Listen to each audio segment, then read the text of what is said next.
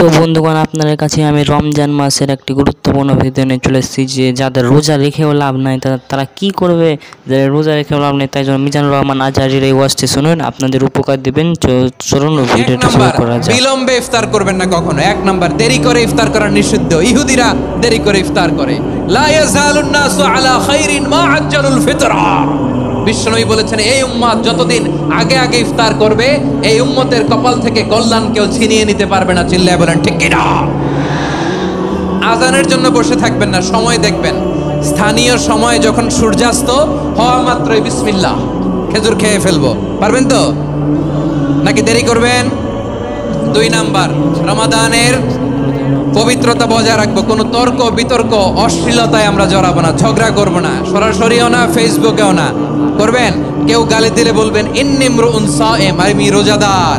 আল্লাহর হাবিব শিখিয়েছেন, কেউ যদি তোমার গালি দেয়, কটু কথা বলে, অশ্লীল কথা বলে, রমজানে তুমিও বলতে পারবে না। তুমি বলতে পারবা ইন্নী ইমরুউন সায়েম, আমি রোজাদার। আজকে থেকে নিয়ত করেন, রমজানে কেউ গালি দিলে আপনি একটা গালি দিবেন নাকি? কি বলবেন? রোজাদার, রমজানের পবিত্রতা আমি ভঙ্গ করতে পারবো না। অশ্লীল নাটক সিনেমা আমরা দেখবো না। যে রমজানে মিথ্যা কথা, মিথ্যা কাজ, মিথ্যা সাক্ষী ছাড়তে পারে নাই, তার না খেয়ে থাকা, উপবাস থাকা দিয়ে আল্লাহর কিছু যায় আসে না। এজন্য মিথ্যার সাথে আমাদের কোনো সম্পর্ক আছে? মিথ্যা বলবো না। 4 নাম্বার, অপচয় করবো না। ইন্নাল মুবাযযিরিনা কানু ইখওয়ানা শায়াতিন ওয়া কানা শাইতানু লিরাব্বিহি কাফুরা। অপচয়কারী শয়তানের ভাই। আচ্ছা, যে শয়তানের ভাই ও নিজেও আরেকটা কি? শয়তান। যে শয়তানের ভাই ও নিজেও আরেকটা কি? অপচয় করবো না। ইফতারি করতে যে আমরা অনেকে অপচয় করি, এগুলো করবেন আপনারা না। অপচয় অপব্যয় করবো না। 5 নাম্বারে, রিয়া, লোক দেখানো ইবাদত আমরা করবো। লোক দেখানোর জন্য নামাজ, রোজা, জিকির, তেলাওয়াত, দান, সদকা এগুলো করলে আল্লাহর দরবারে এগুলো কবুল হবে। বিশ্বনবী বলেন, দাজ্জালের ফিতনার চেয়ে একটা বড় ফিতনার ভয় আমি করি। সেটা কি? আর রিয়া, শো অফ মেন্টালিটি, লোক দেখানো মানসিকতা। এটা থেকে আমরা বিরত থাকবো ইনশাআল্লাহ। 6 নাম্বার, অনেক গুরুত্বপূর্ণ। ব্যবসায়ী ভাইয়েরা, ব্যবসা করেন কারা কারা? হাত তুলে দেখান তো আমারে। মাশাআল্লাহ, হাত নামান।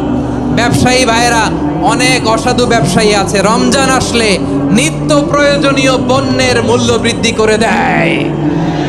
এরকম আছে না নাই? এগুলো করবেন না। মজুদদারি করবেন না। পণ্যের কৃত্রিম সংকট বাজারে করবেন না। আপনি লাখ টাকা কামায়া ভাবছেন যে রোজাদারদের কষ্ট দিয়ে ধনী হবেন। এমন রোগ আল্লাহ আপনারে দিবে, কোটি টাকা দিয়েও আপনি হাসপাতালের বিল পরিশোধ করার ক্ষমতা আপনার হবে না। খবরদার। শেষ বয়সে দেখবেন কি কষ্ট আপনার হয়। আপনি রোজাদারদের কষ্ট দিয়েছেন, আল্লাহ আপনার সুখে রাখবে? আল্লাহর দোহাই লাগে, আমার ব্যবসায়ী ভাইয়েরা এটা করবেন না। আরব বিশ্বে আমরা দেখেছি, আরব বিশ্বের ব্যবসায়ীরা সারা বছরে ব্যবসা করে, রমজানে ভর্তুকি দেয়। আর আমার দেশের কিছু অসাধু ব্যবসায়ী রমজানে গলাকাটা ব্যবসা করে আর সারা বছর সইটার উপর দিয়ে চলে। চিল্লায় বলেন ঠিক কিনা? করবেন না, এটা করবেন না। নিত্য প্রয়োজনীয় পণ্যের মূল্য বৃদ্ধি করা হারাম, পণ্যের কৃত্রিম সংকট তৈরি করা হারাম, মজুদদারি করা হারাম, রোজাদারদেরকে কষ্ট দেয়া হারাম। এটা করবেন না। 7 নাম্বারে, সর্বশেষ কথা, অধীনস্থ যারা আছে তাদের কাজের চাপ আপনারা কমিয়ে দিবেন। কাজের লোক, ফ্যাক্টরির ওয়ার্কার, স্টাফ, তাদের প্রতি যদি রহম করেন, আপনার উপর রহম করবে কে? আমার প্রিয় ভাইয়েরা, এই আসন্ন রমাদান এটা এমন এক বরকতের মাস, যে মাসে আমরা নিজেদের নাফসের উপর নিয়ন্ত্রণ প্রতিষ্ঠা করি। সারা বছর নাফস আমাদেরকে নিয়ন্ত্রণ করে, আর রমাদানে আমরা নাফসকে নিয়ন্ত্রণ করি। কথা বুঝতেছেন? সারা বছর নাফস আমাদেরকে নিয়ন্ত্রণ করে। এই যে এখন আমার খেতে মনে চাইলে যে খেজুর রাখ, আমি খেজুর খেতে পারবো, নাটস আছে, বাদাম খাইতে পারি। খাইতে মন চাইলে পানি, আমার রুহুটা চায়, আমার নাফসটা খেতে চায়, আমি খেতে পারি, পান করতে পারি। বিবাহিতরা দিনের বেলায় স্ত্রীর সাথে মেলামেশা করতে চাইলে করতে পারে, কিন্তু রমাদানে দিনের বেলা খেতে মনে চায় কিন্তু আমরা খাই। আমার প্রবৃত্তি খেতে চায় কিন্তু প্রবৃত্তির কথা আমরা শুনি, কথা কয় না। রমজানে খেতে মন চাইলে আমরা খাই। তৃষ্ণায় গলা ফেটে যায়, গলার ছাতি ফেটে যায়, কিন্তু এক ঢোক পানি কি আমরা গিলি? বিবাহিতরা দিনের বেলা স্ত্রীর সাথে কি মেলামেশায় যায়? না। তার মানে সারা বছর নফস আমাদেরকে নিয়ন্ত্রণ করে, আর রমাদানে এই নফসের উপর আমরা নিয়ন্ত্রণ প্রতিষ্ঠা করি। নফসের লাগাম আমরা রমাদানে টেনে ধরে, চিল্লায় বলেন ঠিক কিনা? এজন্য আমার প্রিয় ভাইয়েরা, নফসের উপর নিয়ন্ত্রণ নিতে চাইলে রমাদানের রোজার কোনো বিকল্প নাই। এটা এমন মাস যে এই মাসের ফজিলতেরও কোনো শেষ নাই। এই মাসকে বলা হয় দ্য মান্থ অফ হোপ। এটা আশা জাগানিয়া মাস। রমজানের কথা শুনলে আশা জাগে না হৃদয়ে? হ্যাঁ, ইদা জা রমাদান ফুতিহাত আবওয়াবুস সামা ওয়া গুল্লিকাত আবওয়াবু জাহান্নাম ওয়া সুফিদাতিশ শায়াতিন। রমাদান আসলে আকাশের দরজাগুলো খুলে দেওয়া হয়, মানে জান্নাতের। জাহান্নামের দরজাগুলোকে লক করে দেওয়া হয়, শয়তানকে চেইন আপ করা হয়। ইবাদত করলে শুধু করতেই মনে চায়, চিল্লায় বলেন না সুবহানাল্লাহ। রমজানে ইবাদতে যেই মজা পাওয়া যায়, সারা বছর অন্য কোনো মাসে এই মজা আপনি পান? আমার চাঁপাইনবাবগঞ্জের ভাইরা আওয়াজ করে বলেন না, রমজানে ইবাদতে যেই মজা অন্য মাসে এটা পান?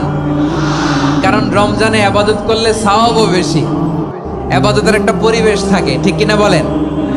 অন্য মাসে ইবাদত করলে এর সওয়াব পাওয়া যায় গাণিতিক হারে, রমজানে ইবাদত করলে সওয়াব বাড়তে থাকে জ্যামিতিক হারে। সুবহানাল্লাহ কইবেন না? অন্য মাসে সওয়াব বাড়ে গাণিতিক হারে, রমাদানে ইবাদত করলে সওয়াব বাড়ে কিভাবে জ্যামিতিক হারে বাড়ে দেখেন। রমাদানে একটা নফল করলে ফরজের সমান সওয়াব, একটা ফরজ করলে 70 থেকে 700 গুণ সওয়াব।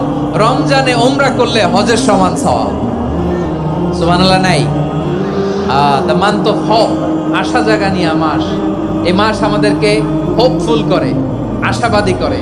রমাদান যেমনি দ্য মান্থ অফ হোপ, আশা জাগানিয়া মাস, এট দ্য সেম টাইম এই রমাদান হচ্ছে মান্থ অফ ওয়ার্নিং, একটা ওয়ার্নিং এর মাস। নবী যেমনি আশা জাগাইছে, আবার ওয়ার্নিং দিয়েও গেছে, খবরদার।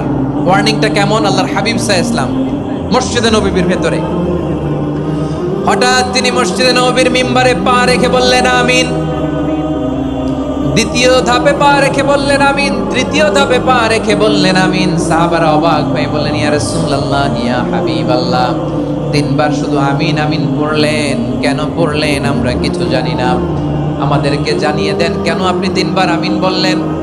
রাহমাতাল লিল আলামিন আল্লাহর হাবিব বললেন, ও আমার প্রাণের সাহাবীরা, আমি যখন মসজিদে নববীর মিম্বারের প্রথম ধাপে পা রেখেছি, সাইয়েদনা জিবরিল এসে আমাকে বলেছে, ও নবী, আপনার নাম শুনে যে ব্যক্তি আপনার উপর দুরূদ পড়ে না তার ধ্বংস। আপনি বলেন আমিন। আমি বলেছি আমিন। দ্বিতীয় ধাপে পা রাখার পর সাইয়েদনা জিবরিল বললেন, ইয়া রাসূলুল্লাহ, মাতা পিতাকে বার্ধক্য অবস্থায় পেয়ে তাদের সেবা করে, তাদের সাথে সদাচরণ করে যে সন্তান জান্নাত কামাতে পারলো না, তার জন্য ধ্বংস। আপনি বলেন আমিন। আমি বলেছি আমিন। আবার মিম্বারের তৃতীয় ধাপে ঠিক যখনই আমি পা রাখলাম, সাইয়েদনা জিবরাইল বললেন, নবী, রমজান মাস পাওয়ার পরে এই মাসে ইবাদত করে যে ব্যক্তি নিজের গুনাহ মাফ করাতে পারলো না, তার জন্য ধ্বংস। আপনি আওয়াজ করে পড়েন আমিন। কত বড় ধমক, কত বড় ওয়ার্নিং দেখছেন। যে রমাদান পেয়েছে, কিন্তু রমাদানের ইবাদত করার মধ্য দিয়ে সে নিজেকে জাহান্নাম থেকে মুক্ত বানাতে পারলো না, তার উপর আল্লাহ লানত, তার জন্য ধ্বংস। সাইয়েদনা জিবরাইল বলেছেন আমিন, স্বয়ং বিশ্বনবীও বলেছেন আমিন। আওয়াজ করে পড়েন নাউযু বিল্লাহ। তাহলে রমজান আসবে আর আমরা নিজেদেরকে জাহান্নামীদের লিস্ট থেকে নাম কাটিয়ে জান্নাতীদের লিস্টে উঠাতে পারবো না। এর চেয়ে বড় হতভাগা কি আর কেউ থাকতে পারে? আওয়াজ করে বলেন। তাহলে রমাদানের এই রহমত, বরকত, মাগফিরাত, ফজিলত